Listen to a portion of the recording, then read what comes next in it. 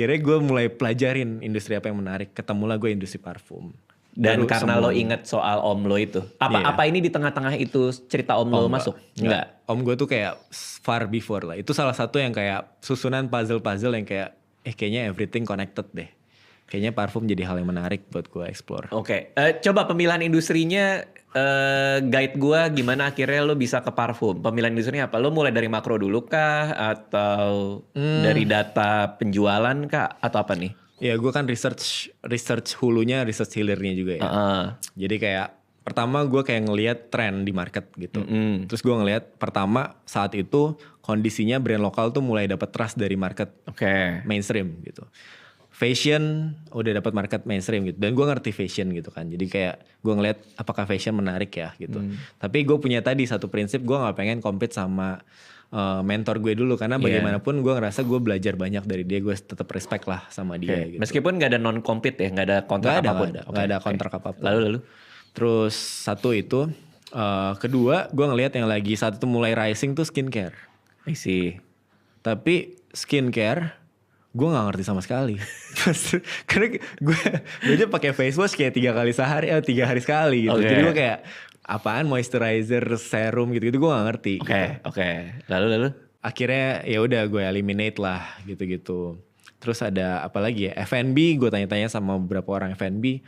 Wah F&B tuh bukan marketing driven Ki, dia sangat operation driven gitu-gitu. Terus gue kayak iya sih, gue nggak punya skill di operationnya F&B gitu-gitu. Terus akhirnya gue kebayang, oh iya ada satu produk yang saat itu brand parfum tuh 2019 pas gue mulai tuh brand lokal Indonesia ya, parfum tuh saat itu hampir nggak ada yang bisa jadi referensi gitu. Jadi pas gue mulai kepikiran, kayak gue pengen bikin parfum deh. Gue bahkan nyari kompetitornya, referensinya, itu gak ketemu gitu. Oh, ada kekosongan di market nih. Ada gap gede di market. Lalu? Terus gue di Bandung kan kondisinya saat itu. Terus gue dateng lah ke beberapa, karena gak ada referensi yang gue pengen. Jadi gue datangnya ke yang jual parfum tapi bentuknya toko-toko refill. Nggak ngerti nih apa nih maksudnya nih. Emang apa sih tuh? Juga gak tahu toko parfum refill. Nggak tahu. Jadi itu gede banget. Jadi dia toko parfum. Tapi kemudian dia tuh mencoba untuk kayak lu sukanya misalnya sama apa nih? Lu sukanya Bulgari atau YSL. Dia bikinin yang wanginya mirip. Tapi dia ngeracik sendiri gitu di tempat. Oke. Nah kayak gitu. Jadi itu banyak tuh, gede tuh. Itu banyak banget. Oke. Gede banget gitu. Lalu? Nah di Bandung tuh gue jadinya belajarnya ke situ. Karena gue pengen tahu orang tuh kalau belanja parfum tuh yang dilihat tuh apa gitu. Nah walaupun dia sebenarnya nggak 11-12 sama apa yang gue pengen bikin gitu. Jadi satu gue belajar ke sana, gue ngeliat kayak wah ini gede banget industrinya gitu. Sebenarnya.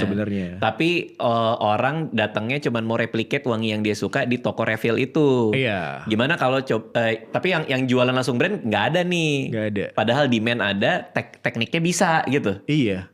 Nah, lo belajarin tekniknya juga berarti? Nah, gue akhirnya cari tahu gimana caranya gue bisa bikin. Jadi gue cari siapa artis di belakangnya. Lalu kalau di parfum, artisnya itu atau desainernya itu namanya perfumer. Jadi gue saat itu kayak mulai nyari, gue pengen cari deh perfumer di Indonesia yang bisa bikin parfum yang menurut gue orang suka gitu. Dan saat gue mulai, itu perfumer di Indonesia tuh cuma 3 orang apa berapa orang gitu. Se-Indonesia Raya gitu. Oh wow. Jadi dikit banget emang. Perfumer ini yang juga ada di toko refill itu? Enggak. Beda lagi nih? Beda lagi. Kalau di toko refill itu